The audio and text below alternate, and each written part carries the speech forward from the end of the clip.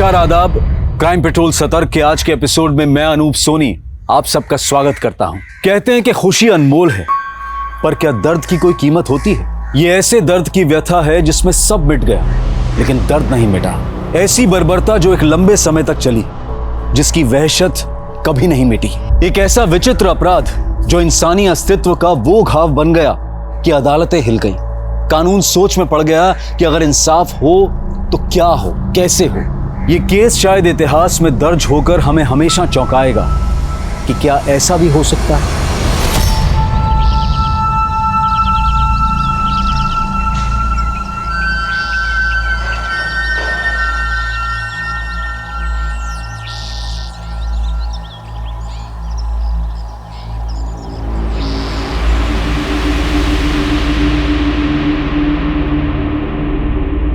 माधव जी, नाश्ता तो करके जाइए। तुम्हें पूजा पाठ से फुर्सत मिलेगी तभी तो नाश्ता होगा ना। अरे पर अभी तो सिर्फ 8 बजे है। आप तो रोज काम पे 9 बजे जाते हैं ना। आज हमको जल्दी जाना है। तो यही बात हमको कल रात को बता देते आप। गलती हमारी ही है, तो हम भूखे चले जाते हैं।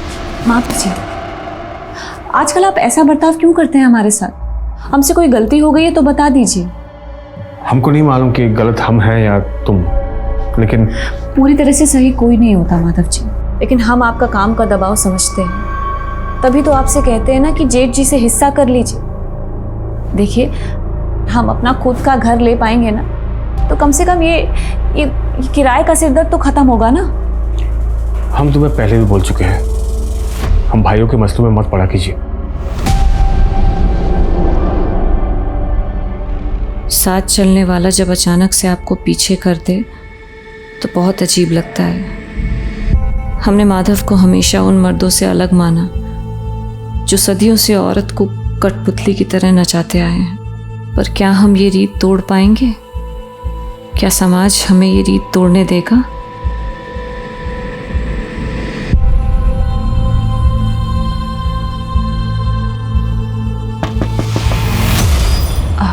रुक जी, आप माधव जी की पत्नी है ना? हाँ, लेकिन आप कौन? आपके पति वहाँ पे सड़क पार कर रहे थे, उनका एक्सीडेंट हो गया। आप चलिए जल्दी, आप चलिए। क्या? हाँ जल्दी चलिए। कैसे? आइए आइए, भागिए। कहाँ? यहीं पे थे। कहाँ? यहीं पे थे। कहाँ गए? मैं सच कह रहा हूँ, यहीं पे थे।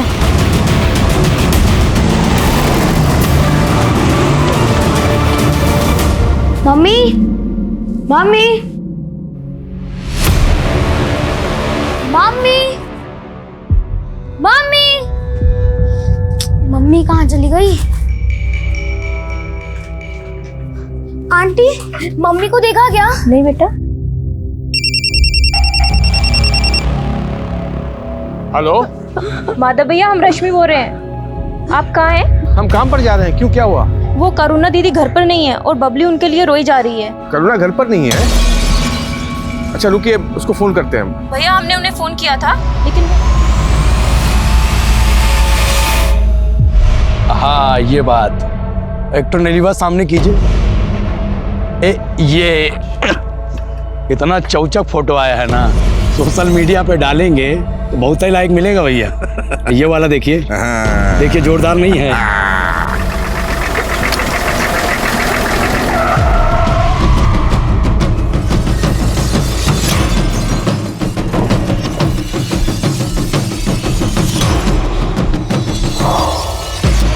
लो भाई, ले आए आपकी ये बुलबुल।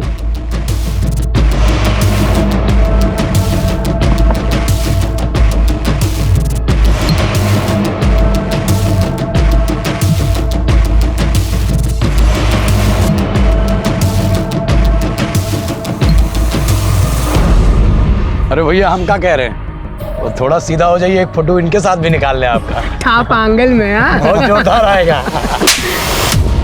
दिलावर पैर का जूती के साथ फोटो नहीं निकालता है, समझा? होश में लाओ इसे।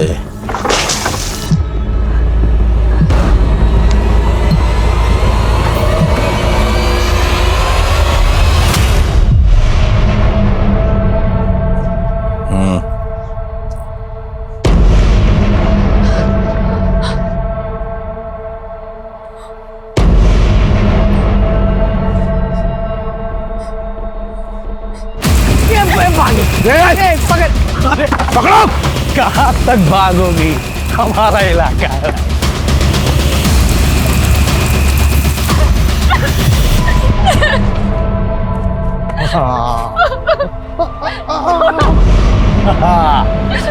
मछली तो पकड़ा गई।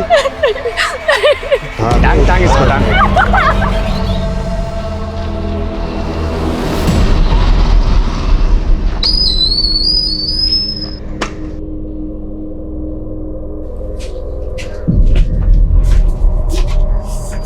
कुछ नहीं होगा बेटा, मम्मी आ जाएगी, रो मत। हाँ मम्मी आ जाएगी। यहाँ आस पड़ोस हर जगह पता कर लिया हमने, कहीं मिल ही नहीं रही करुणा।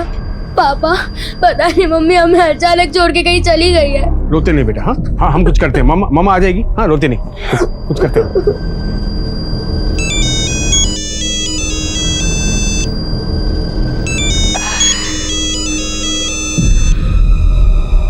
अरे दामाद जी, कैसे हैं दामाद जी? हाँ माँ जी, करुणा वहाँ आई है क्या? नहीं, क्यों, आने वाली थी क्या? पता नहीं माँ जी, लेकिन यहाँ कुछ बिना बताए सबको बबली को अकेला छोड़ के कहीं चली गई। क्या? हाँ माँ जी, अगर सुनिए ना, अगर वहाँ वो आती है ना तो हमको फोन करवाइएगा। ठीक है दामाद जी।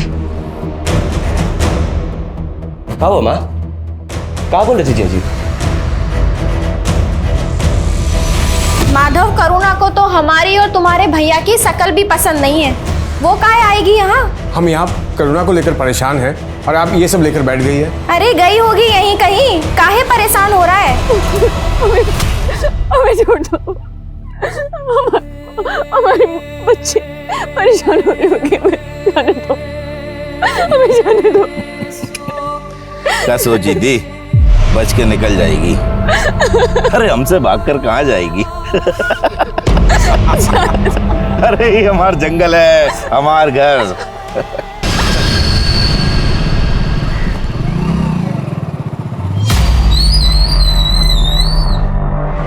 सर ये हमारी पत्नी करुणा। आपको कुछ अंदाजा है कि आपकी बीवी कहाँ जा सकती है? सर हमने अपने हर रिश्तेदार के यहाँ पता किया, वो वहाँ नहीं है, और हम इस मोहल्ले में 2 महीने पहले ही शिफ्ट हुए।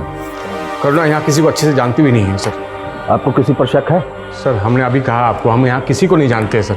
सुबह से शाम हो गई लेकिन करुणा का कुछ पता नहीं चल रहा सर। घबराइए नहीं, शायद यहीं कहीं गई हूँ, वापस आ जाएंगे। लीजिए। करुणा हमारी बच्ची को ऐसे अकेला छोड़ के कभी नहीं जाती है ना, जा सकती है सर। आप ऐसे कैसे बात कर रहे हैं सर? 24 घंटे तक इंतजार कीजिए, अगर वो घर वापस नहीं आती है तो हम देखते हैं हमें क्या एक्शन लेना है।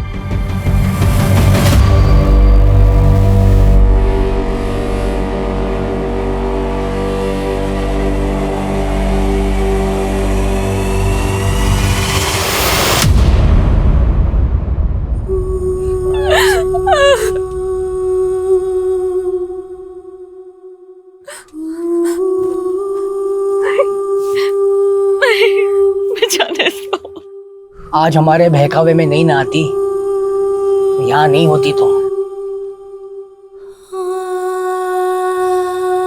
हम एक बार रहम कर भी देंगे, लेकिन ये लोग रहम नहीं करेंगे।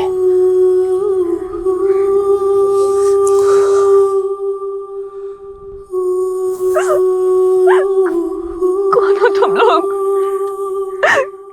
क्या चाहते हो? तुम हमारे पति को कैसे जानते हो? उनका नाम कैसे पता तुम्हें? क्या चाहते हो तुम लोग? पूरे 5 लाख, इससे 1 रुपया कम नहीं। और हाँ, पैसा मिलने में जितना देर लगेगा उसका तकलीफ उतना ही बढ़ेगा, समझा?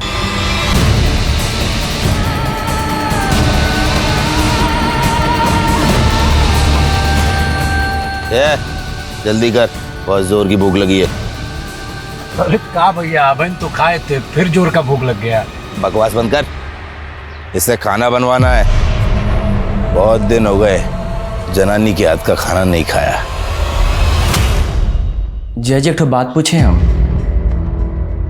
बुरा मत मानिएगा, कहीं आपका और दीदी का कोई झगड़ा वगड़ा तो नहीं हुआ था? क्यों, करुणा ने तुमसे कुछ कहा था क्या? नहीं, वो हमें क्यों बोलेगी, लेकिन आपकी बातों से लग रहा है कि जैसे कुछ हुआ था। हाँ, आजकल हम दोनों के बीच में कुछ अनबन चल रहा था, लेकिन हमसे झगड़ा कर कर वो तुम्हारे ही घर जाती ना। लेकिन वो तो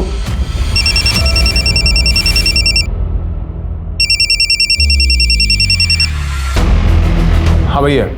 हाँ माधव, करुणा का कुछ पता चला? नहीं भैया, और पुलिस ने 24 घंटे का इंतजार करने को कहा है और वापस भेज दिया हमें। कहा?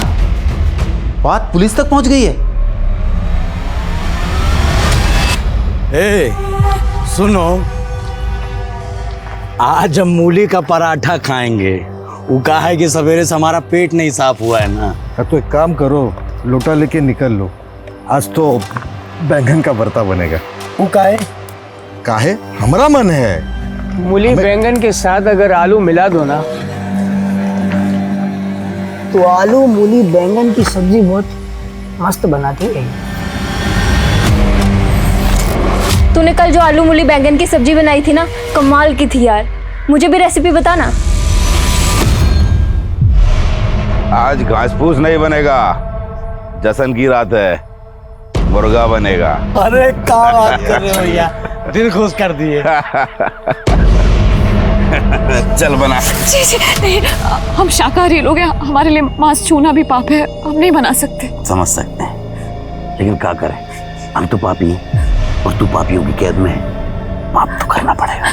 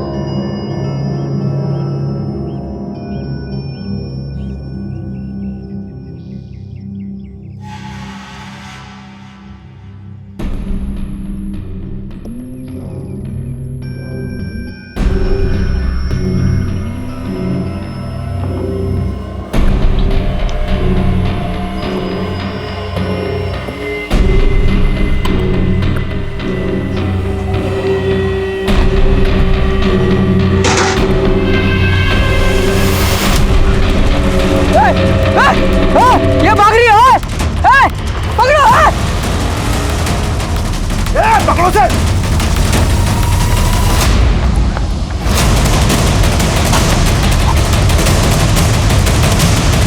रुक।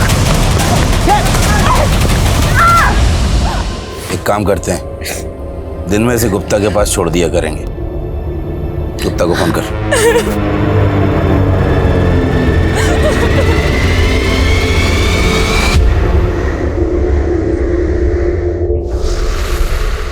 नमस्कार। अरे बाद में बात करता हूँ। नमस्कार नमस्कार, आइए बैठिए। कैसे हैं आप? बहुत अच्छे भाई, आपकी रचना तो बहुत कमाल की है, हमें आपका काम बहुत पसंद आया। तो आप हमारा बुक छापने को तैयार हैं? बिल्कुल, लेकिन फर्स्ट एडिशन के लिए आपको 10 लाख रुपए खर्च करने होंगे। अरे पब्लिशर तो आप हैं, आप हमें पैसा देंगे ना बुक छापने का, और आप हम ही से पैसा मांग रहे हैं। देखिए, मार्केट में आपको कोई जानता तो है नहीं। माना कि आपकी कृति बहुत अच्छी है, लेकिन अगर मान लीजिए कोई किताब बिकी नहीं तो फेमस तो आप ही को होना है, उसके लिए कोई तो कीमत चुकानी होगी ना।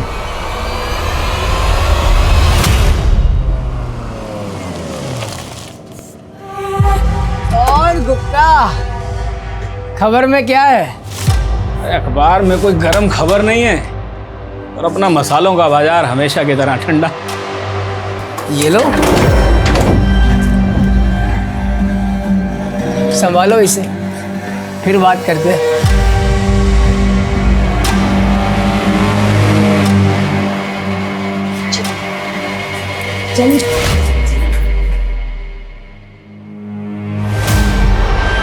चलो नहा लो और इसे पहन लो, जल्दी से तैयार हो जाओ। दीदी,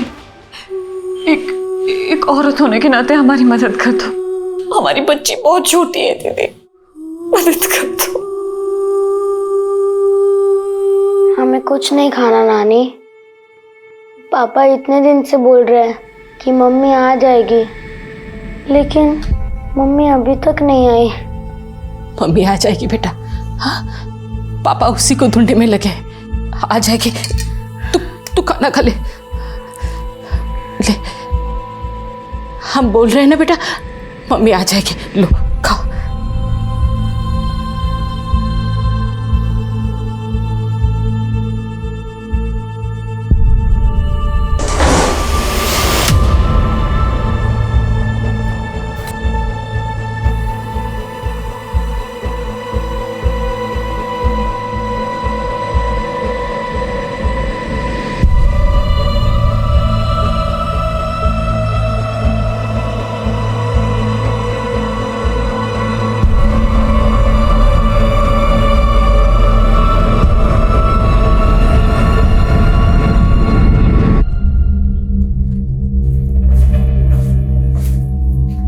ये लीजिए पानी।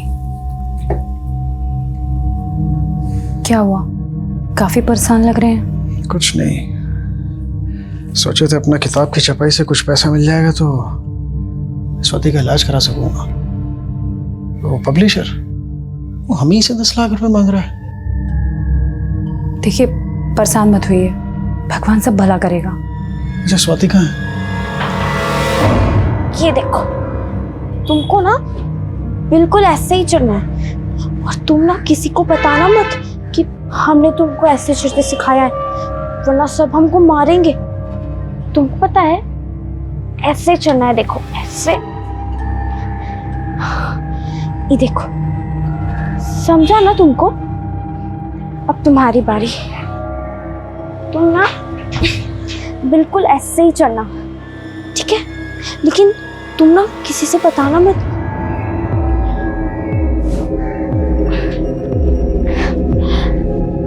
अरे वाह, तुम ना अच्छे से नहीं करोगे ना?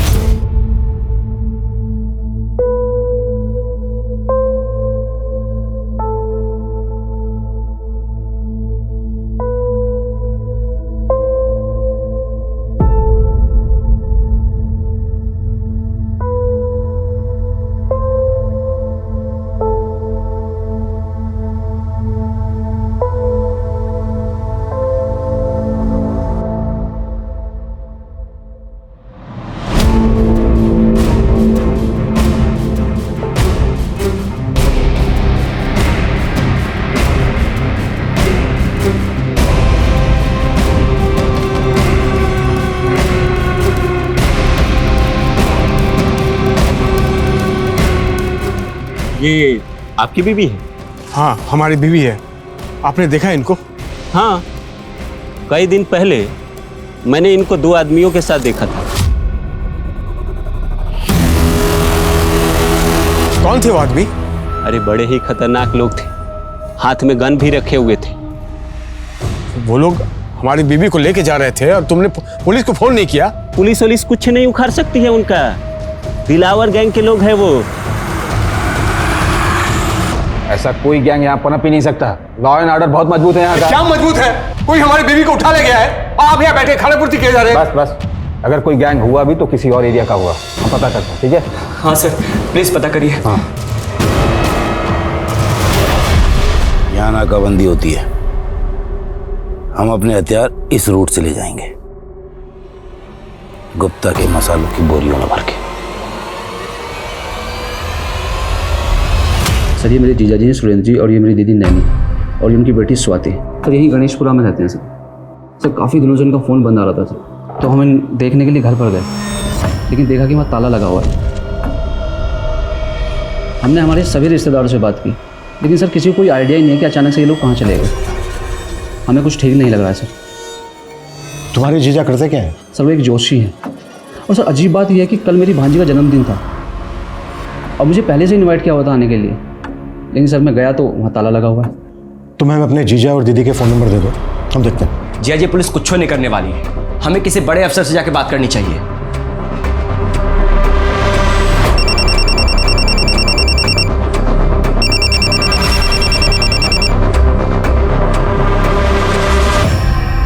हेलो। और तुम वही हो ना जिसकी बीवी को दिलावर के लोगों ने उठा लिया? आप कौन? समाज सेवक है, तुम्हारी मदद करना चाहते हैं। आपको हमारा नंबर कहाँ से मिला? अरे अब इतने दिन से यहाँ वहाँ बांट रहे हो, हमको भी मिल गया। अच्छा अब काम की बात सुनो, तुम्हारी मदद सिर्फ इसी शर्त पर होगी कि इन झंझट से तुम पुलिस को दूर रखो। आपको कुछ समझ में नहीं आ रहा आप क्या कहना चाह रहे हैं? अरे हम जानते हैं उन लोगों को, तेरी बीवी की कीमत पूछेंगे। कीमत? हाँ, छुड़ाने की। अच्छा सुन, कम से कम 2 लाख रुपए तो लगेंगे, क्रिमिनल लोग हैं ना वो। 2 लाख हम कहाँ से इंतजाम करेंगे? 2 लाख हमारे पास नहीं है। तो एक काम कर, 50,000 रुपये हमको दे दे, हम काम शुरू करते हैं, उसके बाद तू किस्तों में दे देना।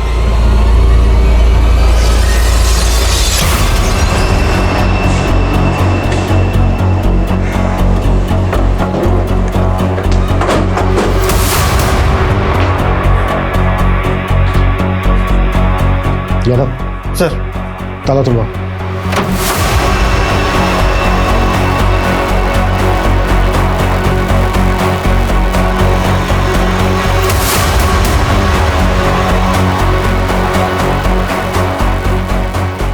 सर, यहाँ तो ऐसा कुछ भी नहीं मिला जो थोड़ा भी सस्पिशियस लगे। नहीं यादव, सस्पिशियस तो है।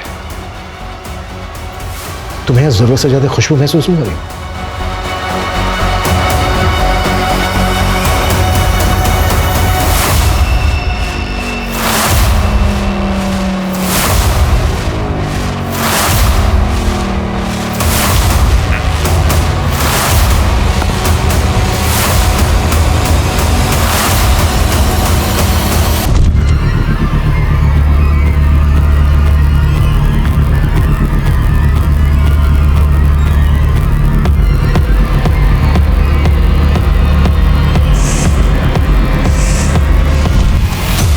ये देखो,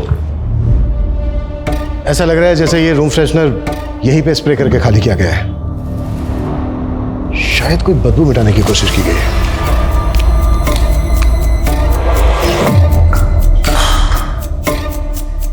बदबू।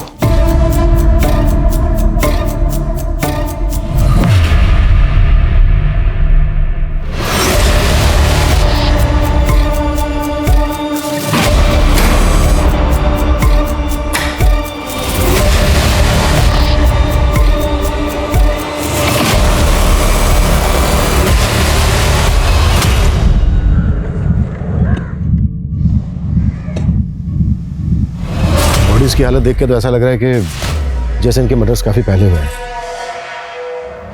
इन सब के मोबाइल फोन 10 दिन पहले 16 तारीख की रात से बंद थे। हो सकता है 16 तारीख को इनके मर्डर्स हुए हों। सर, घर के बाहर भी सीसीटीवी कैमरा नहीं है और ना ही कोई ऐसे चांस मिले जिससे पता चले कि घर में चोरी या फिर कोई लूट हुई है। इस फैमिली की डिटेल्स पता करो। Okay sir.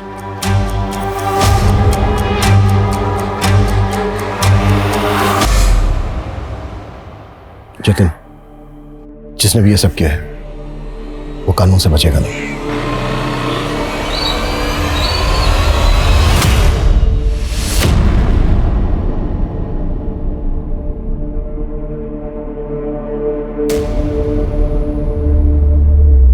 हाँ, मैं आ गया।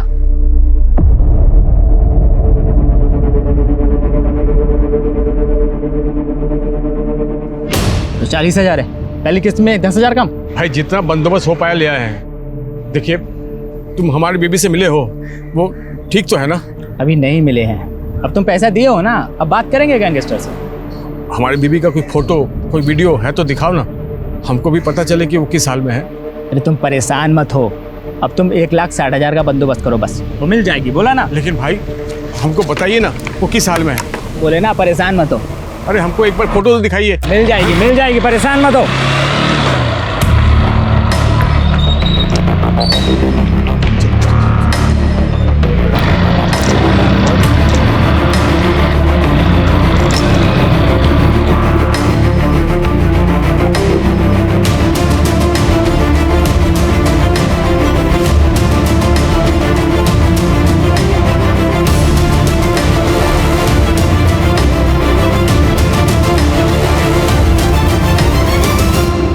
जतिन, बॉडीज को देख के तो ऐसा ही लग रहा है जैसे किसी की तुम्हारी दीदी और जीजा के साथ गहरी रंजिश हो।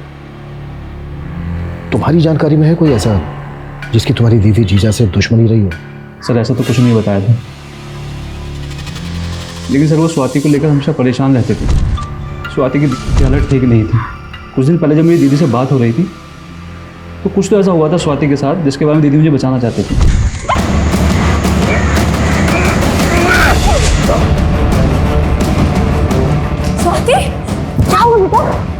बहुत डरी हुई है। वो बिल्कुल बोल नहीं पा रही है, पता नहीं किससे इतना डरी हुई है। सर मुझे तो लगता है कि स्वाति को किसी ने मोलेस्ट करने की कोशिश की होगी। कौन था वो? सर इसका तो उन्हें भी कोई आइडिया नहीं था। ठीक है चेतन, अभी के लिए तुम जा सकते हो। जैसे ही पोस्टमार्टम हो जाएगा बॉडीज तुम्हें सौंप दी जाएंगी।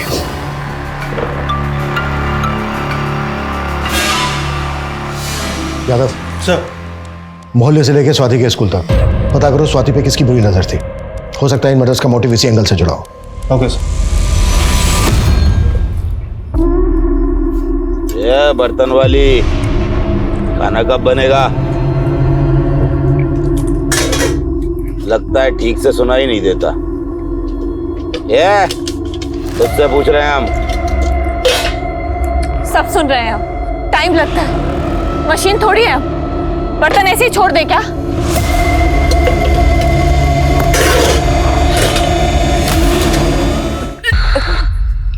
अरे ऐसा भी क्या खा लिया जो सब उलट रही है? पेट पे बच्चा ठहर गया हमारे। अच्छा, तो इस बच्चे ने तेरा तेवर बदल दिया है। इसमें घबराने वाली क्या बात? ये तो बहुत खुशी की बात है। हमारा बच्चा है, हमारे गिरोह का आने वाला वारिस।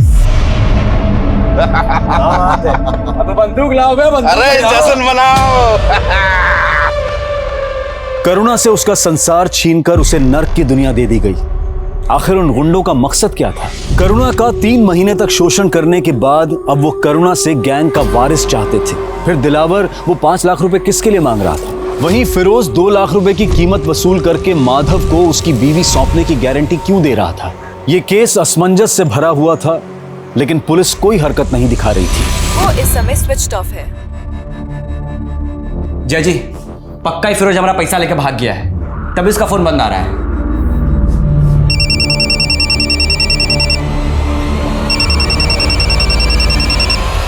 हेलो, तो हमारी जासूसी कर रहा था? पीछा कर रहा था हमारा? हम आपको पीछे नहीं कर रहे थे। आपको कोई गलतफहमी हुई है। तब तो बड़ा बकबक कर रहा था अपनी बीवी को लेके। अब देख, अब अंजाम देख, नहीं मिलेगी तुझको। हमने आपको 40,000 रुपए दिए हैं, बाकी का पैसा भी दे देंगे, लेकिन आप उन गुंडों से हमारी बीवी को बचाइए। सर, स्वाति के पड़ोस और स्कूल में सबसे पूछताछ की, लेकिन पता नहीं चल पा रहा है कि ऐसा कौन होगा जो स्वाति को मोलेस्ट करता होगा। स्वाति की पोस्टमार्टम रिपोर्ट से भी ऐसे कोई इंडिकेशन नहीं मिले हैं कि उसको मोलेस्ट किया जाता। पोस्टमार्टम रिपोर्ट के मुताबिक ये सारे के सारे मर्डर 16 तारीख की रात को गला काटने से हुए। पता चला है कि सुरेंद्र का घर गिरवी पड़ा है। सुरेंद्र की फैमिली के मर्डर से कुछ दिन पहले सुरेंद्र ने 10 लाख रुपए लिया था बैंक से, अपना घर गिरवी रखकर। सर, वो पैसा अभी भी सुरेंद्र के बैंक अकाउंट में ही पड़ा है।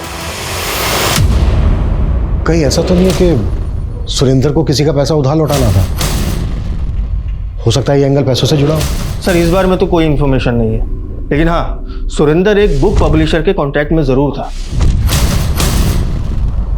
एक छोटा सा ज्योतिषी बुक पब्लिशर के टच में क्या होगा? सर, सुरेंद्र जी हमें सिर्फ इसलिए मिलते थे क्योंकि हम उनकी एक रचना छापने वाले थे। कैसी रचना? सर, ज्योतिष विज्ञान के ऊपर उन्होंने बहुत ही अच्छा रिसर्च किया था और एक बहुत अच्छा सब्जेक्ट डेवलप किया उन्होंने। सर, ये फर्स्ट चैप्टर की जेरोक्स कॉपी है। उन्होंने बहुत अच्छा लिखा है, मगर ऐसे सब्जेक्ट को पढ़ने वाले बहुत कम रीडर्स होते हैं, इसलिए हम इसमें इन्वेस्ट नहीं करना चाहते थे। तो वो 10 लाख रुपए देकर इसे छपवाने वाले थे, मगर उससे पहले ये सब हो गया। सर, दीदी और जीजा जी स्वाति के ट्रीटमेंट के लिए काफ़ी परेशान थे।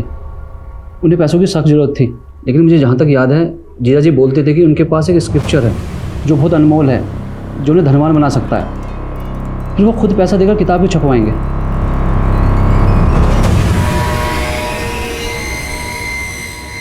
अगर ये कंटेंट इतना ही अनमोल है तो इसकी ओरिजिनल कॉपी चेक करते हैं।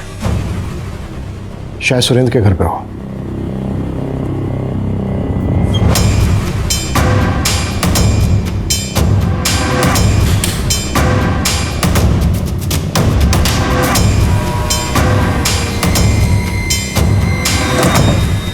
सर, यहाँ तो ऐसा कुछ भी नहीं मिला जो इस जेरोक्स का ओरिजिनल हो। अगर सुरेंद्र ने पब्लिशर को ये जेरोक्स कॉपी दी थी तो उसकी ओरिजिनल कॉपी यहीं कहीं होनी चाहिए, और अगर यहाँ पर नहीं है तो फिर ओरिजिनल कॉपी गई कहाँ?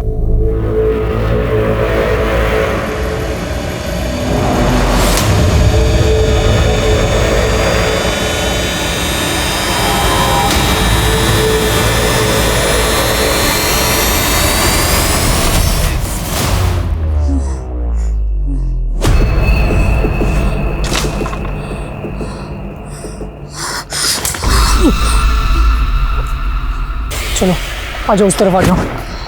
चलिए चलिए।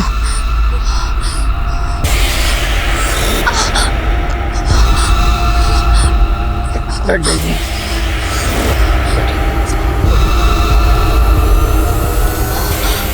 इस हालत में इतना काम करेगी ना, ये मर जाएगी ये। तो अब इसका हाथ बटाने के लिए दूसरी औरत उठा के लाए। बहुत चिंता हो रही है तुझे, प्यार तो नहीं हो गया?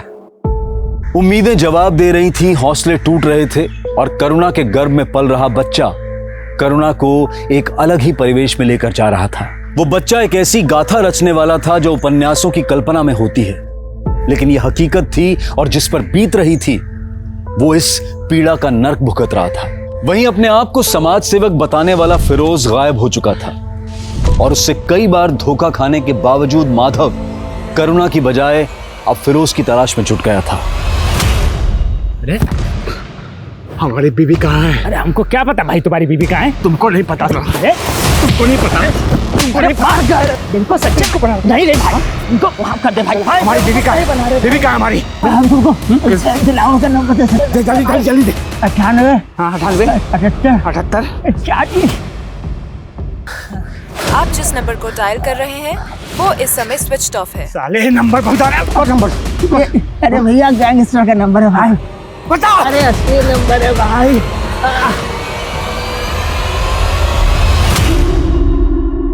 हाँ ये बहुत बढ़िया है। ये बहुत गजब का फोटो है, वाकई में गजब के फोटो खींच।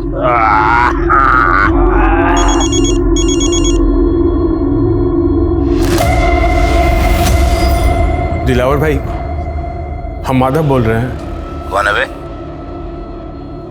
आपने हमारी बीवी को 7 महीने पहले अगवा किया था। हम आपसे निवेदन करते हैं कि आप हमारी बीवी को हमको लौटा दीजिए। तेरे पास हमारा नंबर कहाँ से आया? पुलिस है ना तेरे साथ? नहीं नहीं दिलावर भाई, पुलिस के चक्कर में हमें नहीं पड़ना है। हम एक काम करते हैं, आपस में समझौता कर लेते हैं ना। समझौता करेगा? अरे अगर पुलिस भी है तेरे साथ तो बोल दे, दिलावर किसी के बाप से नहीं डरता। रहम कर दीजिए इस कमजोर इंसान पर। ठीक है कर देंगे, 5 लाख दे जा और ले जा। और हाँ, दोबारा फोन तभी करना जब पैसे हों तेरे पास। हेलो दिलावर भाई। सर, सुरेंद्र के कॉन्टैक्ट में इस हरीश नाम के आदमी का पता चला है। इस हरीश का सुरेंद्र के घर में पिछले 6 महीने तक काफ़ी आना जाना था। सर, ये हरीश भी एक ज्योतिषी है। पिछले 6 महीने तक इन दोनों की काफ़ी बातचीत हुआ करती थी, लेकिन अब ये दोनों कॉन्टैक्ट में नहीं है।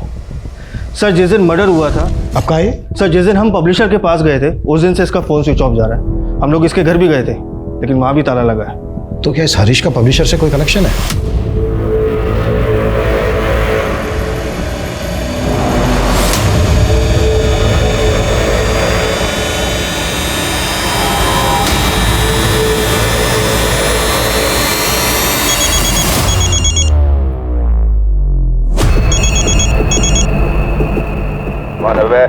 हम माधव, आपका 5 लाख का इंतजाम हो गया है। जय जी, दिलावर फिरोज नहीं है और आपको मालूम आप कितने खतरनाक लोगों के बीच जा रहे हैं। और कहाँ गारंटी जय जी कि दीदी उनके पास है और वो दीदी को हमें वापस सौंप ही देंगे? जय, भले तुमने उम्मीद छोड़ दी है लेकिन हमने नहीं। तुम्हें डर लग रहा है उन गुंडों के बीच जाने से? कोई बात नहीं, हम अकेले चले जाएंगे।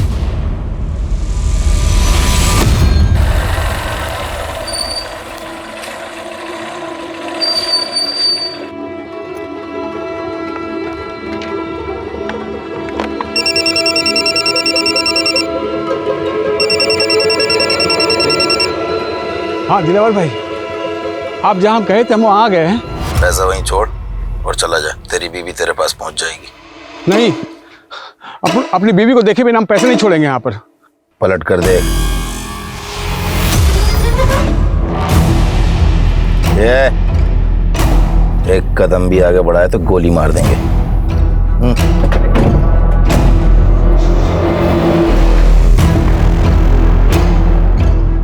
देख ली, अब बैग नीचे रख।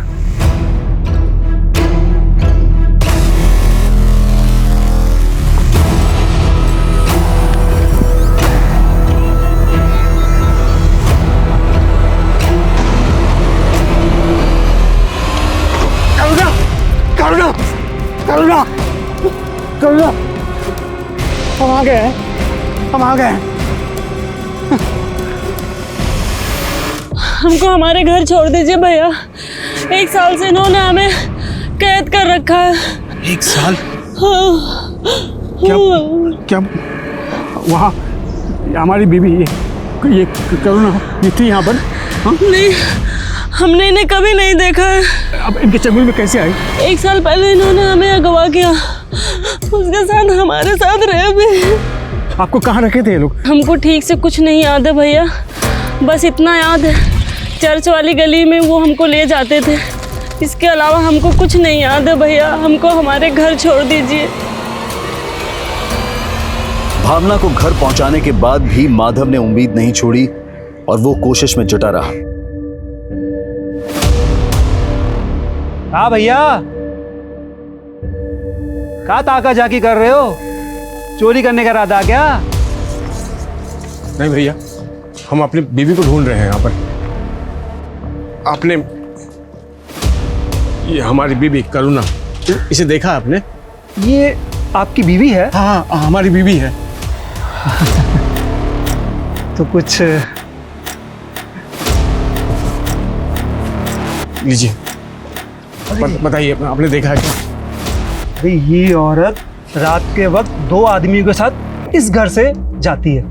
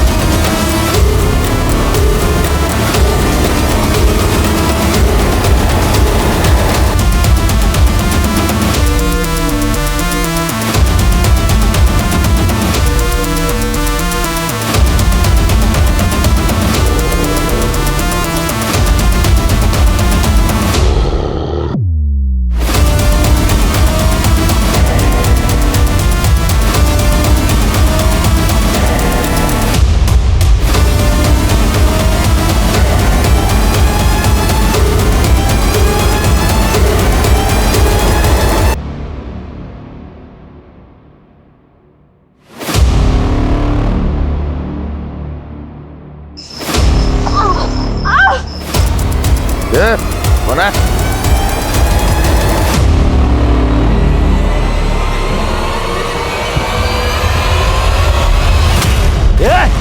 ये उठो, निकम्मो, लड़की गायब है। हाँ? अरे लड़की गायब है, उठो जल्दी।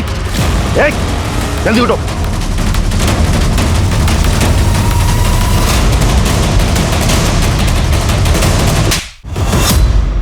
जहां तुझे पता ना, वहां से हमें सुरेंद्र की बुक कंटेंट की ओरिजिनल कॉपी मिली। अब सच सच बताएगा या फिर और कुटाई करे? मैं और सुरेंद्र एक गुरुजी के वहां से ज्योतिष विद्या सीखते थे। मैंने विद्या सीख के पैसे कमाने शुरू कर दिए और सुरेंद्र ने एक चमत्कारी किताब लिख दी सर। अब मुझे वो किताब चाहिए थी जिससे कि एक मैं बहुत बड़ा ज्योतिषी बन जाता। हमें डर था कि कहीं उसकी बेटी ने हमारे बारे में वहां सब कुछ बता दिया तो सुरेंद्र हमें अंदर करवा देगा, इसलिए हमने उसके परिवार को मरवा दिया। ये सारा काम तू अकेले तो कर नहीं सकता। किसने साथ दिया तेरा?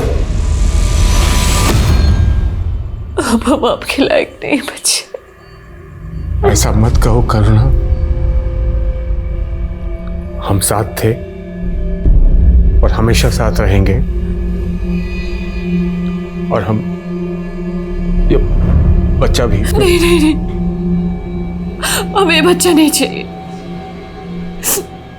हम जानते हैं इसमें इस बच्चे का कोई कसूर नहीं, लेकिन अगर हमने बच्चा पैदा किया ना तो उन गुंडों का चेहरा हमको जिंदगी भर सताता रहेगा। हमें नहीं चाहिए ये बच्चा, नहीं चाहिए। मनीराम गुप्ता एक हमारे क्लाइंटल है। कहने को तो मसाले का व्यापारी है, पर वो दिलावर के गैंग के साथ मिलकर हथियार सप्लाई करता है। दिलावर को मैंने सुपारी दी थी साहब, सुरेंद्र के परिवार को मरवाने के लिए। लूट, फिरौती, अबडक्शन, बहुत काले कारनामे किए हैं तूने और दिलावर गैंग में। अब तक जितनी औरतों को उठाया ये भी पता चल गया हमें। अब सीधे सीधे ये बोल, दिलावर और उसका गैंग कहाँ मिलेगा?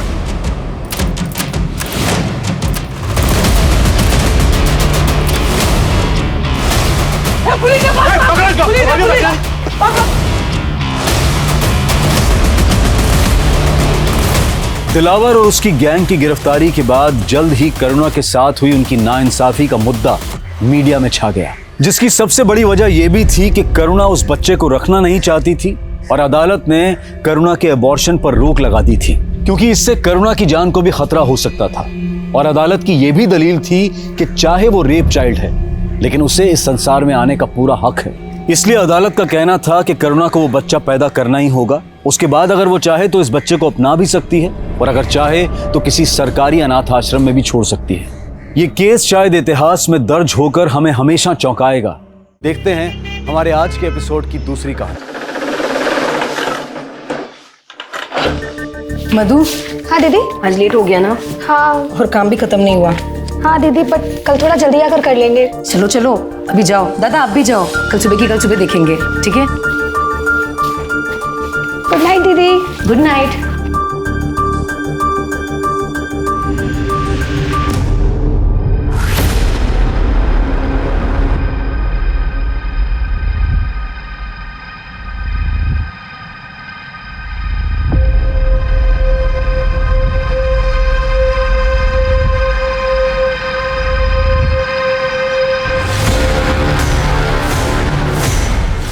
हटो मेरे रास्ते से।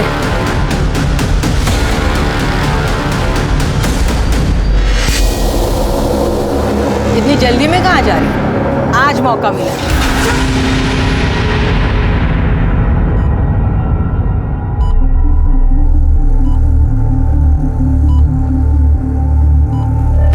दिव्या बेटा, दिव्या, दिव्या बेटा।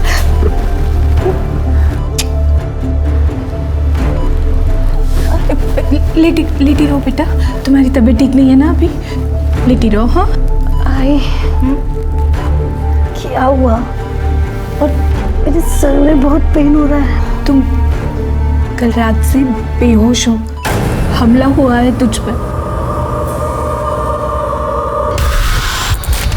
हाय, हाँ हाय, वो शबनम और उसके आदमी ने मुझे मारने की कोशिश की। पुलिस ने उनको पकड़ा क्या? शांत, हाय वो मुझे मार देंगे। शांत हो जाओ बेटा, शांत हो जाओ। अभी तुम्हारी तबीयत ठीक नहीं है ना? ठीक हो जाओ, फिर बात करेंगे। अब रोक ही रही हो? जब मैंने कहा था ये दुकान का तमाशा बंद करके इसकी शादी के लिए लड़का देखते हैं, जब तो माँ बेटी ने एक नहीं सुनी मेरी। अब नतीजा सामने है, भुगतो। सर, ये हॉस्पिटल है, आपका घर नहीं है। जब घर जाएंगे तभी कोसिएगा अपनी बेटी को। अभी उसे आराम की जरूरत है। प्लीज आप उसे आराम करने दीजिए।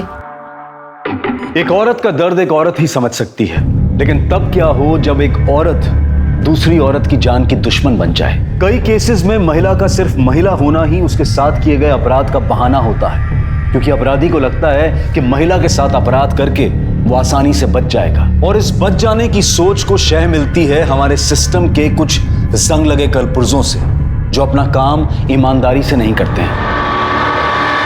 अभी रिपोर्ट लिखा था। बताओ किसने हमला किया था आपके ऊपर?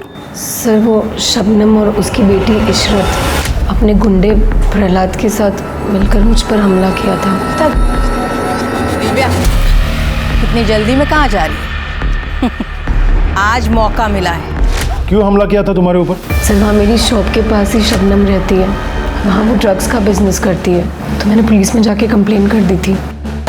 ये एप्लीकेशन FIR के लिए। शिवाजी नगर के एरिया में हमला हुआ था। एक मिनट रुकिए आप, मैं अभी आता हूँ।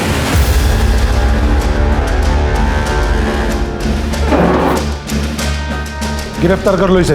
अरे ये क्या कर रहे हैं आप? मेरी बेटी को गिरफ्तार क्यों कर रहे हैं? उसने क्या किया है? आपके बेटी के खिलाफ शबनम और इशरत के ऊपर जानलेवा हमला करने के साथ साथ शांति भंग और दंगा भड़काने की कोशिश की एफआईआर दर्ज है। हम तो पिछले हफ्ते से इसे ढूंढ रहे हैं, मगर ये हॉस्पिटल में जाके चुप कर बैठी। लेके जाओ इसे। अरे सर, ये आप क्या कर रहे हैं? अरे उसकी हालत तो देखी, ठीक से खड़ा भी नहीं रहा जा सकता उससे, और आप कह रहे हैं कि उसने दंगा भड़काने की कोशिश की। रिपोर्ट दर्ज हुई है तो गिरफ्तार तो करना ही होगा। साहब, ये सब शबनम और इशरत की साजिश है, मेरी बेटी के खिलाफ। उसने कुछ नहीं किया। देखिए कौन क्या साजिश कर रहा है वो हम देख लेंगे। नहीं, आप हट जाइए, आप लेके जाइए उसे। नहीं, मेरी बेटी को मत लेके जाइए, उसने कुछ नहीं किया। प्लीज प्लीज सर, दिव्या साहब, मेरी बेटी ने कुछ नहीं किया, उसे छोड़ दीजिए, उसे गिरफ्तार मत कीजिए। मैं पैर पड़ती हूँ आपके साहब, मेरी बेटी ने कुछ नहीं किया। साहब, मेरी बेटी ने कुछ नहीं किया। लगता है एक बार की पिटाई से तुझे समझ नहीं आया, दोबारा पीटना पड़ेगा। नहीं नहीं, मुझे कुछ मत करना। नहीं, प्लीज मुझे छोड़ दो, मैं कुछ नहीं करूंगी। प्लीज छोड़ दो मुझे। चुप कर। कौन मारा तुझे? कोई नहीं यहाँ पे, चुपचाप से सो जा। सोने भी नहीं देती।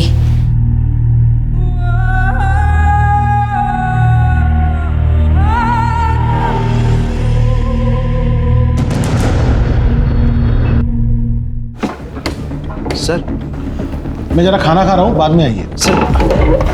सर एक रिक्वेस्ट थी दिव्या के बारे में। उसे रिहा कर दीजिए सर, उसकी तबीयत ठीक नहीं है। ऐसे कैसे रिहा कर दूं मैं उसको? एफआईआर है उसके खिलाफ। अब कोर्ट ही फैसला करेगा कि उसको रोकना है या छोड़ना है। सब कोर्ट को ही फैसला लेना है तो शबनम, इशरत और उसके आदमियों के खिलाफ हमारा भी एफआईआर लिखिए। हमारी बेटी पे हमला करवाया उसने। चलो मान लिया, कर ली मैंने एफआईआर दर्ज। शबनम और उसकी बेटी को अरेस्ट भी करा लिया, मगर जब कोर्ट मुझसे पूछेगी तो क्या कहूंगा मैं? साहब रिहा कर दीजिए ना। ये रिवेंज पॉलिटिक्स मेरे यहाँ नहीं चलेगी। आप चले जाइए। साहब, मेरी बेटी को बुखार है, उसकी तबीयत भी ठीक नहीं है। देखिए आप जाइए, खाना खाने दीजिए मुझे।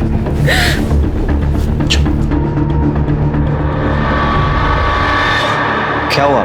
घर में फिर से झगड़ा हुआ क्या माँ से? झगड़े तो ऐसे ही होते रहेंगे आलोक, जब तक हम लोग शादी नहीं कर लेते। फिर क्या बात है जो इतनी परेशान लग रही हो तुम्हें? कुछ नहीं हुआ। वो बताओ, तुम्हारा इंटरव्यू था ना जॉब के लिए, क्या हुआ उसका? वही जो हमेशा होता है, we will let you no.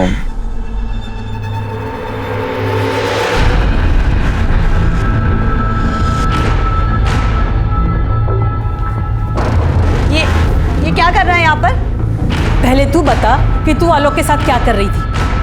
आपने जासूस को छोड़ता रखा है मेरे पीछे, फिर इसने नहीं बताया कि मैं क्या कर रही थी वहाँ पर? बहुत बड़ी गलती की मैंने तुझे शहर लाके। अरे कम से कम तू अपने मरे हुए बाप की तो इज्जत कर। उस गैर बिरादरी आलोक के साथ तू शादी करने की सोच रही है। अच्छा, आलोक से शादी करूंगी तो पापा की इज्जत कम हो जाएगी, और इस प्रतीक से शादी करूंगी तो इज्जत बढ़ जाएगी क्या? माँ, आप साफ साफ क्यों नहीं कहती हो कि प्रतीक से शादी करने में आप ही का फायदा है? क्यों? पैसे मिलेंगे ना आपको। तो क्या गलत सोच रही है तेरी माँ? शादी होने वाली है हमारी। शादी के लिए मैंने नहीं बोला तुम्हें। कान खोल के सुन लेनी थी, तुझे प्रतीक से शादी करनी ही पड़ेगी, चाहे कुछ भी हो जाए।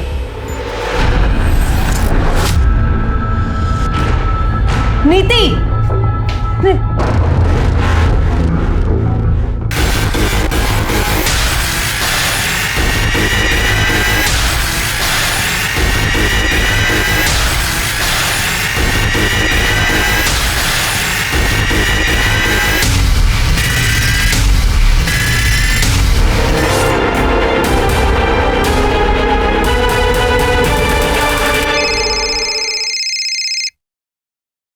हेलो नीति।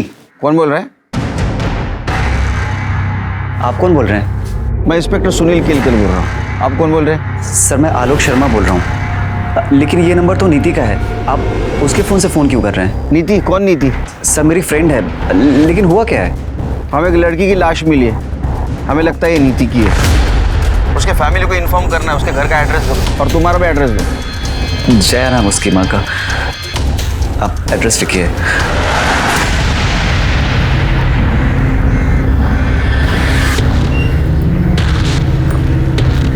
ईश्वर जी, पुलिस तो हमारी बात ही नहीं सुन रही है। सब अब आप ही कुछ कीजिए ना। सर, आपके बारे में बहुत सुना है, आप कितने बड़े सोशल वर्कर हैं। हमारी बेटी को आपकी मदद की जरूरत है, उसकी हालत बहुत खराब है। दिव्या आई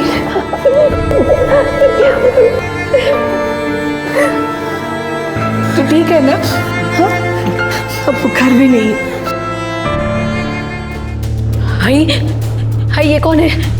कहीं से शबनम ने तो नहीं भेजा है मुझे मारने के लिए? नहीं बेटा नहीं। देखो बेटा, मुझे यहाँ किसी ने नहीं भेजा है, मैं तुम्हारी मदद करने के लिए आया हूँ। बेटा ये ईश्वर जी हैं, हमारी मदद करने आए हैं, तुम्हें जेल से बाहर निकालने। दिव्या बेटा, मेरी बात ध्यान से सुनो।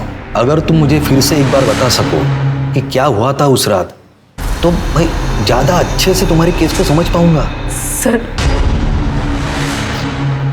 शिवाजी नगर में मेरी बुटीक है और वहीं मेरी दुकान के पास शबनम रहती है अपनी बेटी इशरत के साथ। इसी वो लोग ड्रग्स का बिजनेस करती है और उनके गुंडे आए दिन मेरे दुकान पे आए कस्टमर्स को छेड़ते रहते हैं। एक्सक्यूज मी, क्या आप विंटर कपड़े बनाती हैं? यस मैम, आइए। आप बोले तो थोड़ी गर्मी ट्रांसफर कर दूं आपके पास? अरे मैडम का काम गर्मी से नहीं चलेगा, गर्मी मिटाने वाले से चलेगा, और उसमें तो मैं एक्सपर्ट हूँ। अरे अरे अरे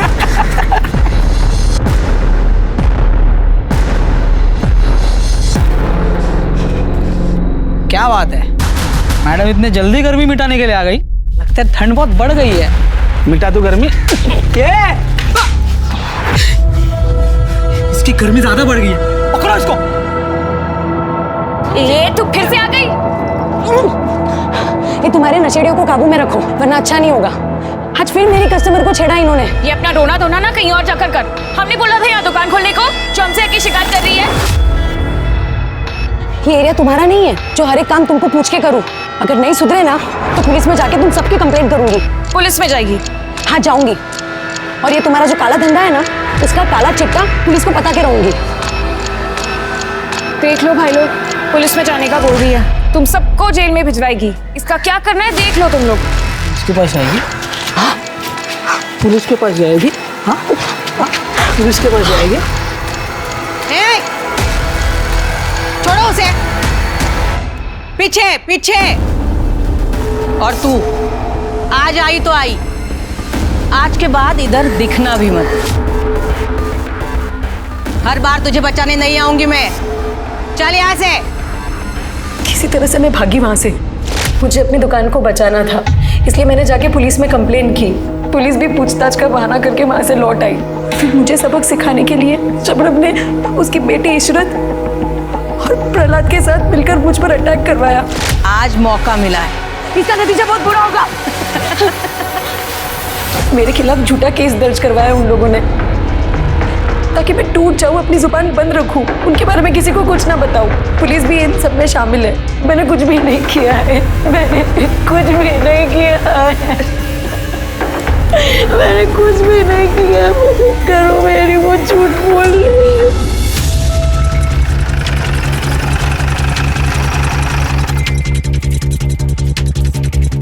जय और उसकी बेटी नीति इसी घर में रहते हैं ना? जी साहब, क्या हुआ? घर में ताला लगा हुआ है, आप बता सकते हैं कहाँ गए होंगे? ठीक से तो याद नहीं है, लेकिन 3-4 दिन पहले दोपहर का टाइम था, तब जया को देखा था मैंने।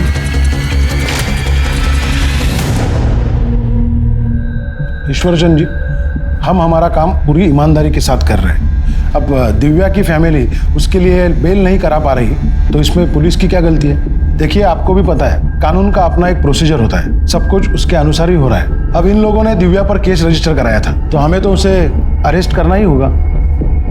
वो सब तो मैं जानता हूँ इंस्पेक्टर साहब, और प्रोसीजर भी मुझे पता है, मगर जिस कानून की आप बात कर रहे हैं उसी कानून के हिसाब से बताइए कि दंगे करने के लिए किसी एक औरत को ही आरोपी बनाकर जेल में कैसे भेजा जा सकता है, जबकि एक पार्टी जेल के अंदर है और दूसरी बाहर आज़ाद घूम रही है। और हाँ, आपने तो इन लोगों के खिलाफ कोई केस तक दर्ज नहीं करवाया।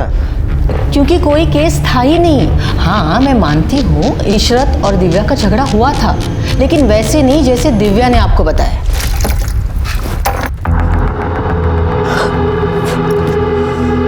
इशरत, दिखाई नहीं देता है अंधी कहीं की? अरे ऐसे कैसे बात कर रही है? गलती से गिर गया, देख नहीं पाई तुझे? तभी तो कह रही हूँ, अंधी हो गई है क्या? सारे कपड़े गंदे कर दिए मेरे। अरे ताई देखो ना कैसे बात कर रही है। ए ज्यादा मत बोल, पानी ही गिरा है, सूख जाएगा, सूख जाए। सबसे तो बात ही करना बेकार है। जाहिल के जाहिल यहाँ पे सभी। जरा सा बन क्या लेती है, खुद को हमसे ऊपर समझने लगी है। किसी दिन अकल ठिकाने लगा दी जाएगी ना, उसी दिन सब सही हो जाएगा। क्या बोली रे तू? हाँ तो अभी बता, सिर कपड़े गंदे कर दिए। अब बता मुझे कैसे अकल ठिकाने लगा। इशरत ने जब मुझे आके बताया तभी मैंने पुलिस में कंप्लेंट कर दी और ये दिव्या गायब हो गई। और अचानक से 1 हफ्ते के बाद आकर उसने हमारे खिलाफ ही कंप्लेंट कर दी कि हमने उसे मारा है, उस पर रेप करवाने की कोशिश की है। रेप?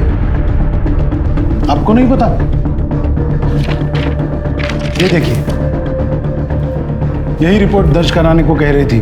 उनका कहना है कि पास में ही रहने वाले प्रहलाद और अनुज शबनम के लिए ड्रग का काम करते हैं और शबनम के कहने पर ही उन दोनों ने उसी रात दिव्या पर रेप करने की कोशिश की थी। ताज्जुब की बात है कि इतनी बड़ी बात आपको नहीं पता। साहब वो दिव्या बहुत चालू लड़की है, वो आपके सहारे हमें फंसाने की कोशिश कर रही है। दुश्मनी निकालनी है ना उसे हमसे। आपके साथ उनकी क्या दुश्मनी हो सकती है? 1 महीने पहले उसकी दुकान में चोरी हुई थी।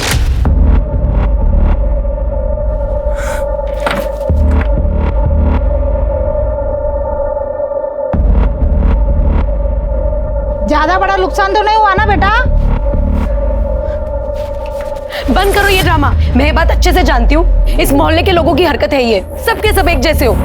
मेरी दुकान बहुत चुभती है ना तुम लोगों को, इसलिए चोरी करवा दी। अरे भैया देखो, भलाई का तो जमाना ही नहीं रहा। कोई तुमसे तुम्हारा हाल पूछ रहा है और उल्टा तुम उसी पर दोष डाल रही हो। तो क्या तुम पर डालूं? कहीं ये चोरी तुमने तो नहीं करवाई? बहुत बुरा लग रहा है तुम्हें। ए जबान संभाल के, अम्मी है वो मेरी। इशरत चल यहाँ से, हमें रोकने की कोई भी जरूरत नहीं है। इशरत एफआईआर देखिए, आप ये एफआईआर की कॉपी देखिए। दिव्या ने उस चोरी में भी हमें नामजद किया था ताकि हमें जेल हो सके, लेकिन वो कामयाब नहीं हो पाई। इसीलिए उसने दूसरी साजिश रची जिससे हम जेल पहुंच जाए।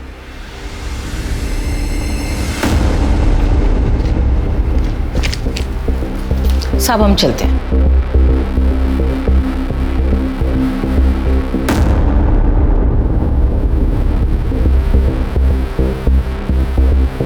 ईश्वरचंद जी, माँ बेटी दोनों मिलकर घुमा रहे पूरे मामले को। आपसे कुछ कह रही है और पुलिस से कुछ और। इंस्पेक्टर साहब, इस केस की सच्चाई जो भी हो, मगर एक सच्चाई जरूर है कि इस पूरे मामले में पुलिस ने एक तरफा कार्रवाई करके दिव्या को जेल भेजा है, जबकि उसकी हालत देखते हुए दिव्या को जेल में नहीं हॉस्पिटल में होना चाहिए था। मैं समझता हूँ, लेकिन सिस्टम ने मेरे हाथ बांध के रखे हैं। और ईश्वर जी, जेल के हॉस्पिटल में दिव्या का इलाज चल रहा है और दिन ब दिन उसकी हालत भी सुधर रही है। नहीं, जेल के हॉस्पिटल में नहीं, हम लोग दिव्या की बेल के लिए अप्लाई कर रहे हैं। पुलिस विरोध नहीं करेगी ऐसी मैं आपसे उम्मीद करता हूँ इंस्पेक्टर साहब।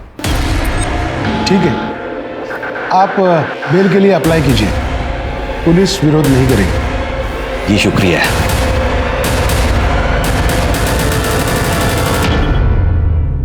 मतलब रेप नहीं हुआ था तुम्हारा, यही कह रही हो ना? जी सर। ये बात तुमने पुलिस को बताई और मुझे क्यों नहीं बताया? सर, सब कुछ इतना जल्दी जल्दी हुआ कि कुछ भी याद रखना मुश्किल हो रहा था। मुझे कुछ समझ में ही नहीं आ रहा था मेरे साथ क्या हो रहा है।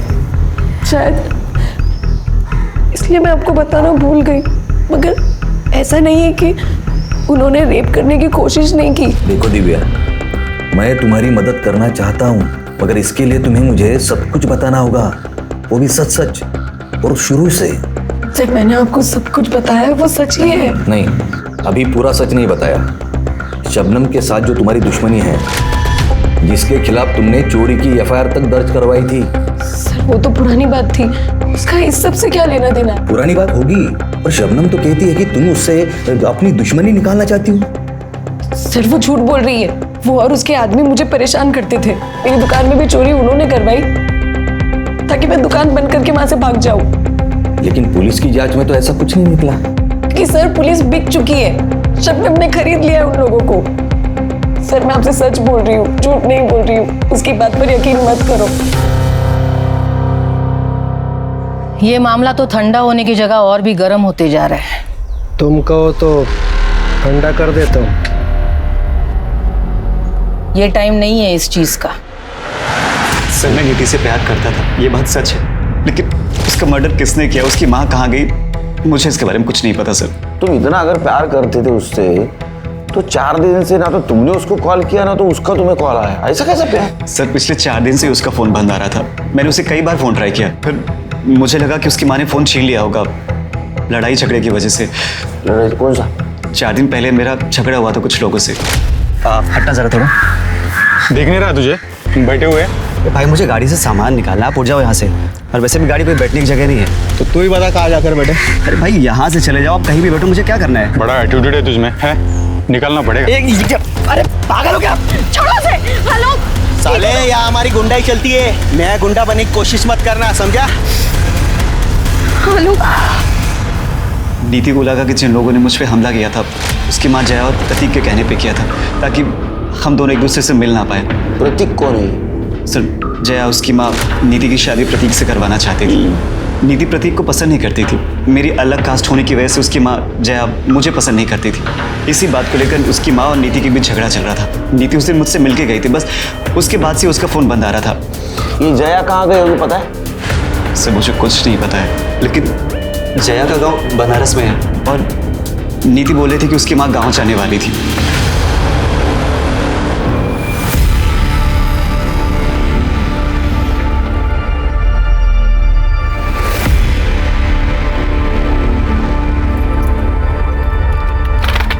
और पुलिस की क्या हाल है? परेशान होने वाली कोई बात नहीं है, सेटलमेंट हो रहा है धीरे धीरे।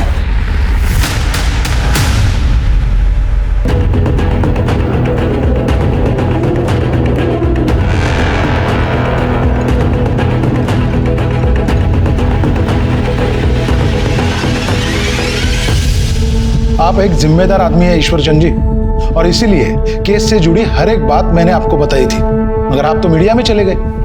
इंस्पेक्टर साहब, मैं मेरी जिम्मेदारी बखूबी जानता हूँ, इसीलिए मैंने प्रेस को भी वही बताया जो सच है, जो दिव्या के साथ हुआ है। और हाँ, किसी भी तरीके का कोई प्रोपेगेंडा नहीं है, बस न्याय की मांग है, उतनी आप पूरी कर दीजिए। आखिर यही तो काम है ना आपका, पीड़ितों को न्याय दिलाना। जी हाँ, यही काम है मेरा, लेकिन मीडिया में जाके आपने सही नहीं किया। पुलिस आपकी केस की जांच कर रही है, मैं पर्सनली सुपरवाइज कर रहा हूँ आपके केस में। आप कल आइए, कल बात करते हैं।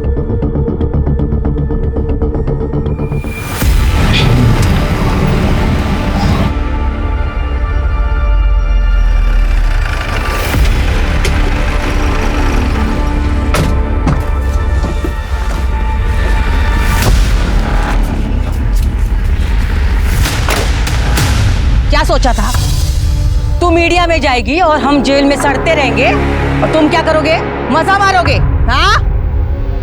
देखो, हमने पुलिस कंप्लेन की है, आप पीछे हटो। पुलिस कंप्लेन की है ना, यही सबसे बड़ी गलती की है। अब गलती की है तो हर्जाना तो भुगतना पड़ेगा। तैयार रहना।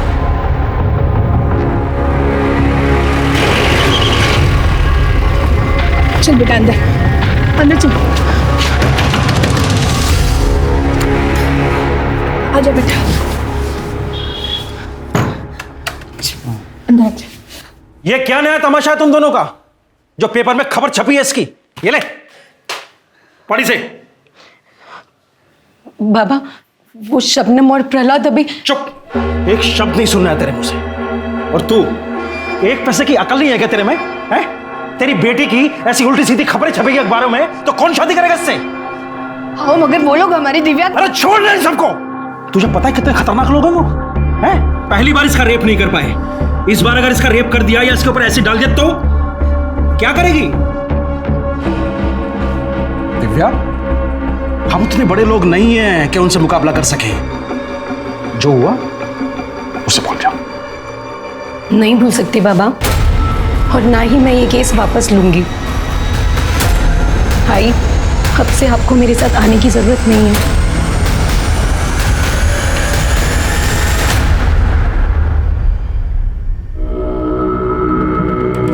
मुझे सर से मिलना है। देखिए मैडम, थोड़ा वेट कीजिए, सर बिजी है। जैसे ही फ्री होते हैं मैं आपको बुला लेता हूँ।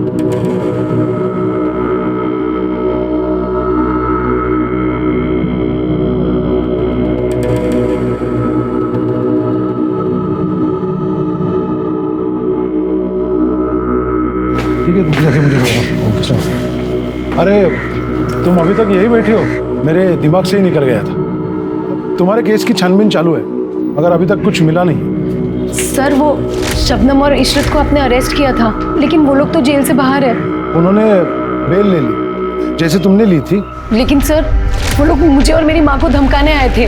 प्लीज आप उन लोग को अरेस्ट कर लीजिए। यही बात शबनम और उसकी बेटी हमसे कह रही है कि तुम और तुम्हारी माँ उसके पीछे पड़े हो। अब अगर हम उन्हें अरेस्ट करेंगे तो तुम्हें भी जेल जाना होगा।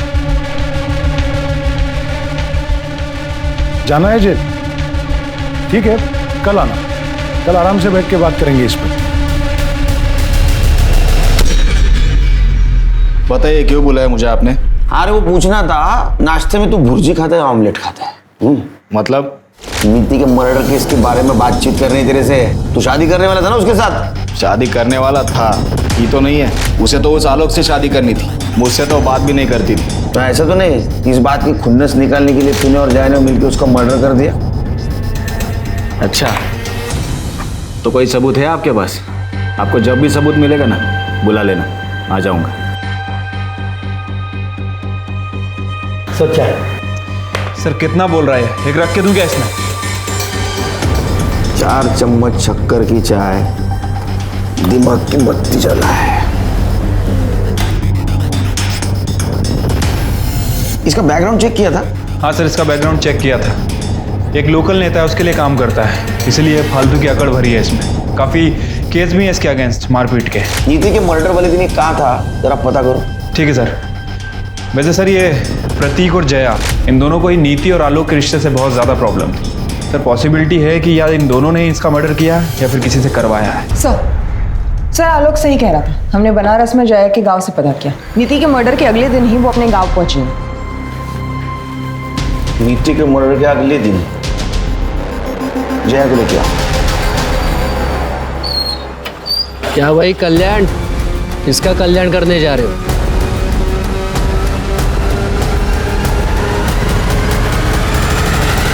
हाँ ठीक है, मैं बोलता हूँ बाद में। मैं करता हूँ तुम्हें बाद में। सॉरी, मैं भूल ही गया था कि आप यहाँ बैठी हो। तुम्हारे केस में एक लीड मिली है, एक्चुअली उसी की छानबीन चालू है। एक काम करना, तुम कल आना, कल तक कुछ और पता चल जाएगा। न्याय मिलने में देरी न्याय ना मिलने के बराबर है, और दिव्या के साथ भी ऐसा ही हो रहा था। न्याय की आस ने उसे एक ऐसे अंतहीन इंतजार के चक्रव्यूह में धकेल दिया जहां न्याय तो नहीं था, पर अगर था तो सिर्फ एक लंबा इंतजार और निराशा ही निराशा।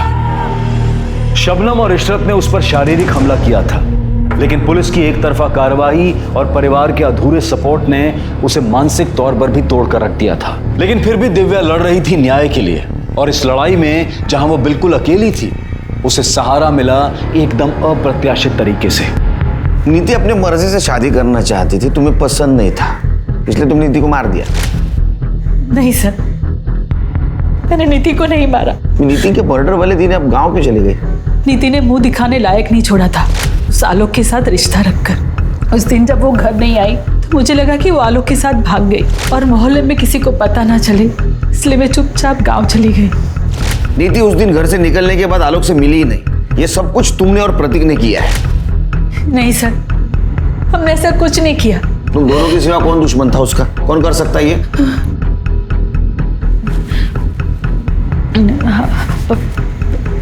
प्रहलाद।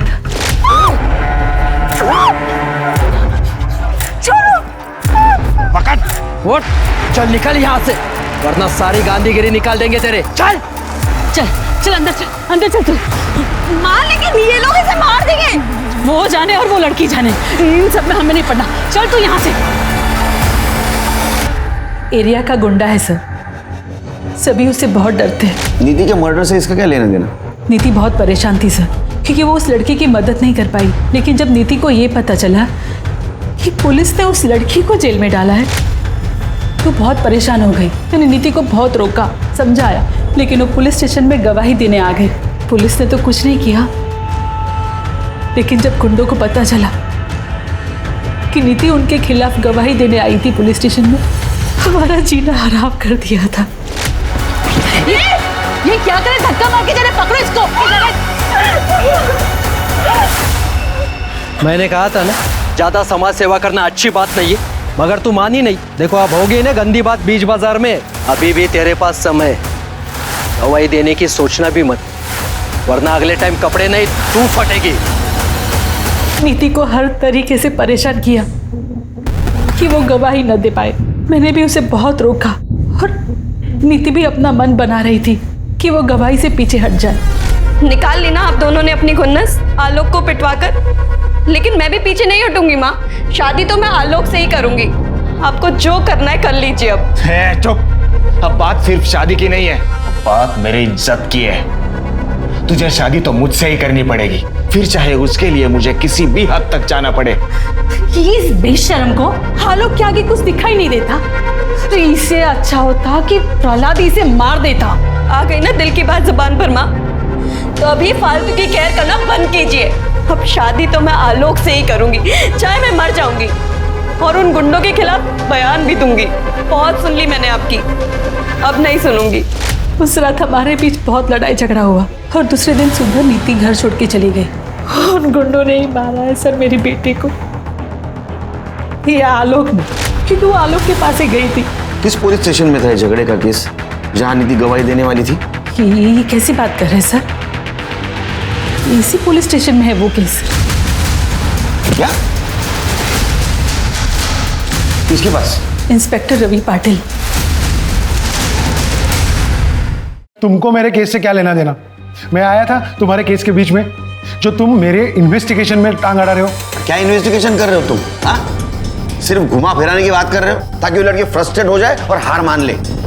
तुम मेरे बॉस नहीं हो जो मैं तुम्हें सफाई दूं। अरे तुम्हारे जैसे ऑफिसर का बॉस भी नहीं बनना चाहता। अपने काम से काम रखो और मेरे मामले में मत पड़ो। हेलो, ये अब सिर्फ तुम्हारा मामला नहीं रहा, समझे ना? मेरी विक्टिम नीति तुम्हारे पास आई थी गवाही देने के लिए। फर्जी गवाही दी थी उसने। कोई सबूत नहीं मिला हमें जो ये साबित कर सके कि उसकी गवाही सच है। तुमने कुछ सबूत ढूंढने की कोशिश ही नहीं की। नीति का मर्डर हो गया, दिव्या के आरोपी अभी भी खुलेआम बाहर घूम रहे हैं, क्योंकि तुमने तुम्हारा काम ईमानदारी से नहीं किया। तुम जैसे गैर जिम्मेदार ऑफिसर की वजह से हम जैसे जिम्मेदार ऑफिसर के ऊपर लोग भरोसा नहीं करते। तो जाओ, निभाओ अपनी जिम्मेदारी, सुलझाओ केस को। मुझे लेक्चर देने की जरूरत नहीं है। करूंगा, ये सब कुछ करूंगा। मेरा केस भी सॉल्व करूंगा, दिव्या को भी न्याय दिलाऊंगा। You just wait and watch. एक पुलिस स्टेशन अपने ही थाने में दर्ज हुए दो अलग अलग मामलों में दो खेमों में बंट चुका था। नीति की हत्या और उसके संभावित हत्यारों के दिव्या के केस में जुड़े होने ने दिव्या केस में हुई पुलिस कार्रवाई की पोल खोल कर रख दी। दिव्या के केस की जांच पुलिस डिपार्टमेंट के लिए एक शर्म का विषय बन चुकी थी। पुलिस डिपार्टमेंट ने तुरंत ही दिव्या केस के इंचार्ज पीआई रवि सरना को केस से हटा दिया और दिव्या के केस की जांच भी नीति केस के इंचार्ज पीआई सुनील केलकर को सौंप दी गई। दिव्या, अब तक तुम्हारे साथ जो कुछ भी हुआ वो बहुत गलत हुआ है, लेकिन हम तुम्हें न्याय दिलाएंगे। सिर्फ हमारी मदद करनी होगी तुम्हें इन्वेस्टिगेशन में। शिरगी,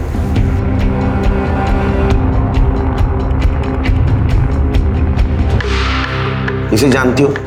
नहीं सर, कौन है ये? ये लड़की तुम्हारे लिए गवाही देने वाली थी, लेकिन इसका मर्डर हुआ और हमें ऐसा लगता है कि तुम्हारे केस से जुड़े होने के कारण उसका मर्डर हुआ है। क्या सर, इस लड़की का मर्डर हुआ है?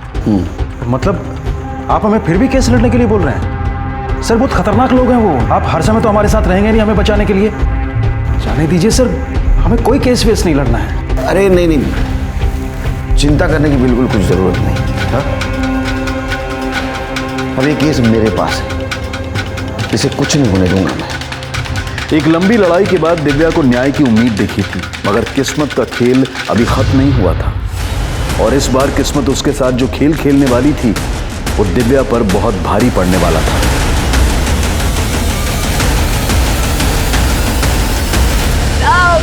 साहब मेरी बेटी को मार डाला। मार डाला।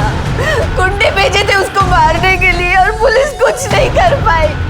आपने बोला था ना मेरी बच्ची को कुछ नहीं होगा। ये रक्षा की मेरी बच्ची की आप लोगों ने। सर दिव्या घर पे अकेली थी। उसकी माँ बाजार गई थी और उसके पापा काम से गए थे। दिव्या को इस हालत में उसके पापा ने सबसे पहले देखा जब वो दोपहर में खाना खाने आए थे। किसी पड़ोसी ने देखा है या किसी को आते हुए? नहीं सर, दोपहर का टाइम था तो सब लोग अपने अपने घर पे थे, तो कोई विटनेस नहीं है। घर का कोना कोना छान मार, अड़ोस पड़ोसी से बात करो और ड्रग रैकेट में जितने भी मेंबर हैं सबको उठा लाओ। दिव्या की मौत के जिम्मेदार हम भी हैं। वो जिंदा थी, उसको इंसाफ नहीं दिला पाए। कम से कम मरने के बाद तो उसको इंसाफ दिलाएंगे। क्या बोले साहब, इन नशोड़े ने जीना आराम कर दिया। और वो दिव्या मैडम ने आवाज़ उठाई, क्या हुआ उसके साथ? हमें नहीं मरना ऐसी मौत।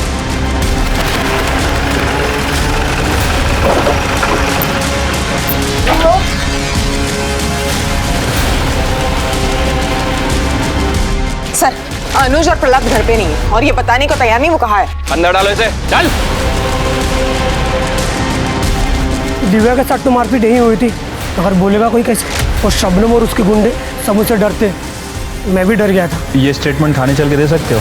स्टेटमेंट क्या, आप अगर सुरक्षा की गारंटी दो मैं अपने घर का CCTV फुटेज आपको बता सकता हूँ। Very good. बता कहाँ है अनुज, कहाँ है प्रहलाद? हमें कुछ नहीं पता, हम सच कह रहे हैं।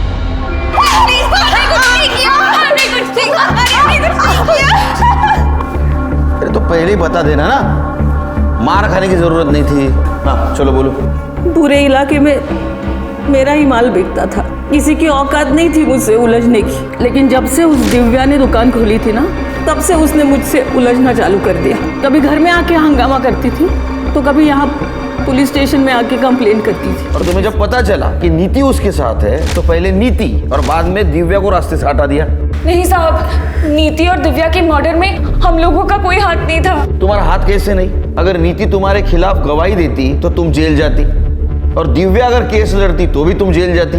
तुम्हारा धंधा चौपट हो जाता, और तुम कह रहे हो तुम्हारा हाथ नहीं। हमारा ड्रग का धंधा अच्छा चल रहा था और ये दिव्या का मामला कुछ दिनों में ठंडा हो जाता था और बाद में वापस में मेरा धंधा शुरू कर सकती थी। तो फिर उन दोनों को मारकर हम लोग अपने ऊपर क्यों मुसीबत ले लेते? ये पुलिस वाला कौन? रवि पाटिल।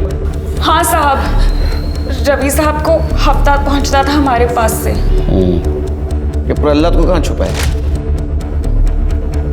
मुझे नहीं पता साहब, पिछले कुछ दिनों से ना फोन किया ना मैसेज। सर ये शबनम और इशरत तो अभी भी इस बात पे अड़े हुए हैं, इस मर्डर से इन दोनों का कोई लेना देना नहीं है। और सर वो प्रहलाद, वो भी अभी तक गायब है। उसको ढूंढो, क्योंकि इस गुत्थी की गांठ वही है। सर इस अनुज और प्रहलाद के बारे में एक न्यूज मिली है।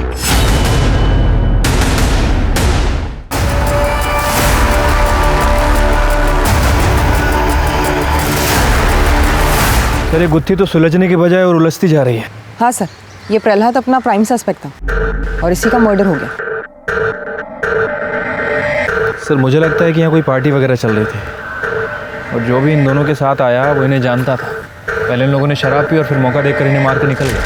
नितिन, दिव्या, प्रहलाद और अनुज, इनका कनेक्शन किसी न किसी तरह से इस ड्रग रैकेट से जरूर है। क्योंकि पहले नितिन, बाद में दिव्या, अब ये दोनों। मतलब ये जो कातिल है ये अपने खिलाफ जितने भी सबूत है सब मिटाते जा रहा है। ये हत्याकांड की जड़ें इस ड्रग रैकेट से जरूर जुड़ी है। इसको खोदो, कातिल यही मिलेगा। हाँ तो शबनम अभी बता कि वो तीसरा आदमी कौन है, जिसे प्रहलाद अपना दोस्त समझता था लेकिन वो उसका दुश्मन निकला। सब मुझे क्या पता, वो काम करता था मेरे लिए, मैं घरवाली नहीं थी उसकी। मैडम, प्रहलाद तो अपनी गैंग का बॉस था, उसे कौन मार सकता है? ये बात तो मुझे भी नहीं समझ में आ रही है। क्या पता साहब कौन दोस्त था प्रहलाद का। वैसे भी इस काम में कौन दोस्त कब दुश्मन बन जाए कुछ कह ही नहीं सकते। साहब आप शबनम के ग्रुप के ज़्यादातर लोगों को पकड़ चुके हैं, पर अगर रैकेट पे ही नजरें जमाए रखोगे तो बाहर कैसे दिखेगा? साफ साफ बोल, कहना क्या चाहता है? कहना यही चाहता हूँ साहब, शबनम के सप्लायर को पकड़िए, क्योंकि वो बाहर रहकर भी उसके अंदर ही काम कर रहा है। कौन है शबनम का सप्लायर? साहब उसको मैं डायरेक्ट नहीं जानता था, एक आदमी था हम दोनों के बीच में। प्रहलाद? नहीं साहब, वो प्रहलाद नहीं था। फिर कौन था?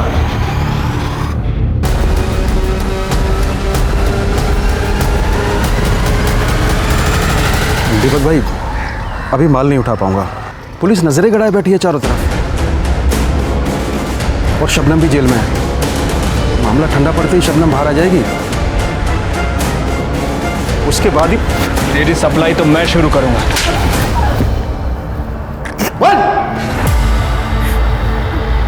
मुझे गांजा पीने की लत थी साहब, बाकी लोगों की तरह मैं भी शबनम से गांजा लेता था। क्या नल्ला माल है, करंट ही नहीं मारता। इससे बढ़िया माल तो दूसरी जगह मिलता है। कमीने, मेरे ठेले पर बैठकर मेरे ही माल की बुराई कर रहा है। तेरे को नहीं अच्छा लग रहा है ना, तो जा कहीं और जाके मार। चल, खाली पीली कस्टमर्स मत बिगाड़ मेरे। यहाँ नाराज क्यों हो रही हो? आपा एकदम कड़क और सस्ता माल दिलवाऊंगा ना।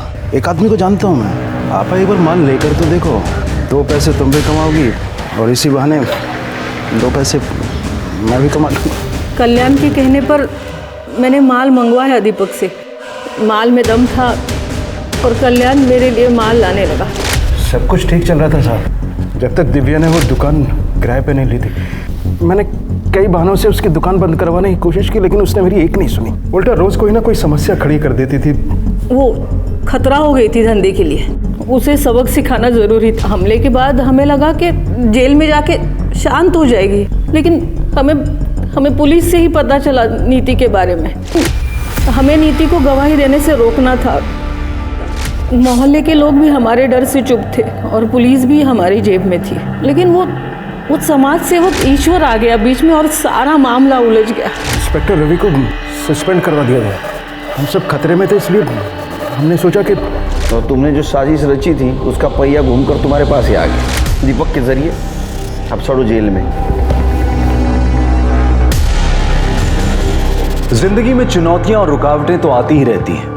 उनसे हम जूझते हैं, लड़ते हैं, थकते हैं, पर आखिर में जीत भी जाते हैं। इस सब में हर किसी का सबसे बड़ा सपोर्ट होता है उसका परिवार, जो हर कदम पर उसकी हौसला अफजाई करता है, उसे बढ़ावा देता है। लेकिन जिंदगी की ये लड़ाई तब और कठिन हो जाती है जब रुकावटें किसी अपने के द्वारा ही खड़ी की गई हैं। मगर सोचिए कि क्या समाज की जिम्मेदारी नहीं है कि वो शबनम जैसे अपराधियों को पनपने से रोके? याद रखें, क्राइम के खिलाफ आवाज ना उठाना भी एक तरह का क्राइम है। अब मैं अनूप सोनी आपसे विदा लेता हूं, फिर मुलाकात होगी क्राइम पेट्रोल सतर्क में एक और नए केस के साथ।